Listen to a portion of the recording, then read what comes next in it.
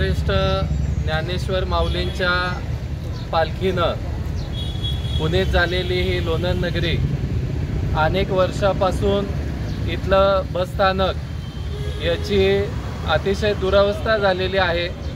आपण या ठिकाणी पाहू शकता की या बसस्थानकामध्ये कुठेही उभं राहायला जागा नाही, किंबहुना पाणी इतक्या मोठ्या प्रमाणात साठलेलं आहे की आज या ठिकाणी लोकांनी बसस्थानकावर यायचं कसं हा या ठिकाणी प्रश्न उपस्थित होतो।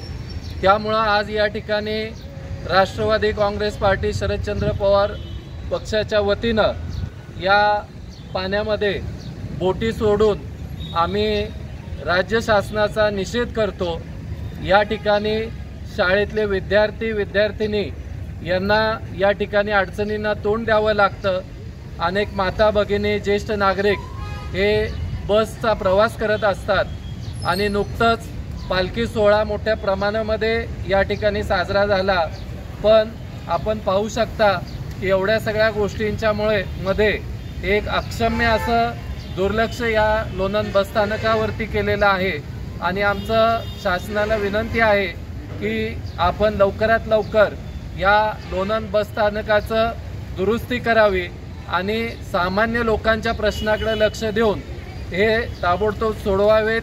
इथं शाळेतल्या मुलांना अडचणी आहेत, माता भगिनींना अडचणी आहेत, ज्येष्ठ नागरिकांना अडचणी आहेत आणि आपण याच्याकडे दुर्लक्ष करू नये असे आमचं आपल्याला आव्हान आहे।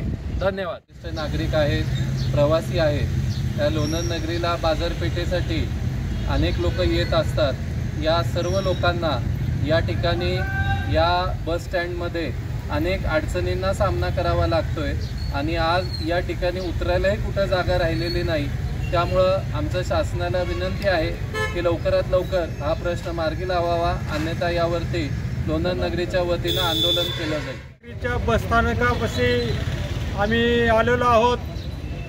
आदरणीय शरदचंद्रजी पवार साहेब यांच्या पक्षाच्या वतीनं लोणंद बसस्थानकाच्या शेजारी जी पाण्याची चिखलानी लोणंद बसस्थानकाची दुरावस्था तयार केलेली आहे, त्याचा निषेध करण्यासाठी आम्ही या ठिकाणी आलेलो आहोत।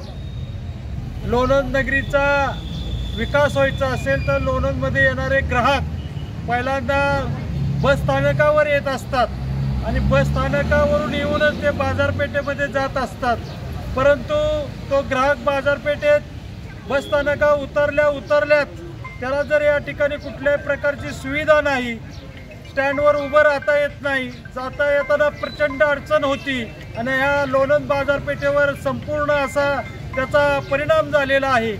लोणंद बसस्थानकाचं शासनाने लवकरात लवकर नियोजन करावं, त्या ठिकाणी स्वच्छता ठेवावी। बसस्थानकावर साचलेल्या पाण्यामध्ये मच्छर वगैरे साचलेले आहेत, विद्यार्थिनी शाळेमध्ये येतात, ज्येष्ठ मंडळी या ठिकाणी येत असते आणि त्या पाण्यातून होणारी अनेक रोगराई पसरण्याची शक्यता असते आणि त्यातून अनेक रोग या लोणंद नगरीमध्ये सध्याही सुरू आहेत। त्यामुळं लोणंदच्या सत्ताधाऱ्यांना मी विनंती करतोय की आपण या बसस्थानकाकडे लक्ष देऊन त्याची त्वरित दुरुस्ती करावी, अन्यथा लोणंद नगरीच्या वतीनं नागरिकाच्या वतीनं ह्या लोणंदच्या सत्ताधाऱ्यांचा मी या ठिकाणी निषेध करतो। जय हिंद, जय महाराष्ट्र। हा प्रश्न मी करते, कित्येक वर्ष लोणंद बस स्टँडचा प्रश्न हा प्रलंबित राहिलेला आहे, तो कधी मार्गी लावणार हाच एक प्रश्न मी विचारणार आहे। आज ह्या शाळेतल्या मुली वगैरे सगळ्या येतात जातात, मुलांनी शिक्षक विद्यार्थी गोरगरीब लोक यांना स्टँडमध्ये आले का कुठून जायचं कसं जायचं हा प्रश्न पडलेला असतो। महत्वाचा प्रश्न आहे की विद्यार्थ्यांनी कसं शाळेत जायचं यायचं, कुठे स्टँडवर कुठे उभे राहायला जागा नाही तर राहायचं उभे कुठे हा प्रश्न आहे सगळ्यात महत्वाचा।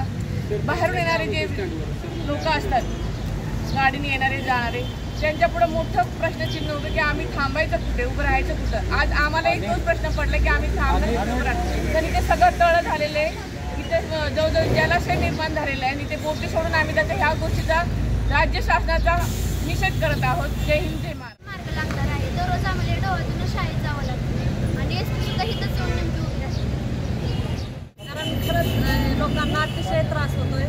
म्हणजे वयस्कर लोक ही घसरलं झालं तर सोपं नाही. ह्याला जबाबदार कोण? आणि रोगराईचं ते डेंग्यूचा आता साथ चालू आहे, त्यासाठी हे लवकरात लवकर ह्याच्यावर लक्ष दिलंच पाहिजे. मार्गी लावा. पाण्याचे खड्डे झालेले आहेत आणि वारंवार तक्रारी देऊन सुद्धा त्यांचं दुर्लक्ष आहे की बाबा आता पावसाळा चालू आहे, साथी चालू आहे, त्या संदर्भामध्ये इष्टीला आम्ही कळवतोय, निवेदन देतोय. या ठिकाणी परिसर मोठा परिसरामध्ये खड्डे झाले, पाणी झाले, तरी लवकरात लवकर इष्टी प्रशासनाने हे काम करून द्यावं ही समस्त नागरिकातर्फे प्रवाशातर्फे मागणी आहे. यांची पण घे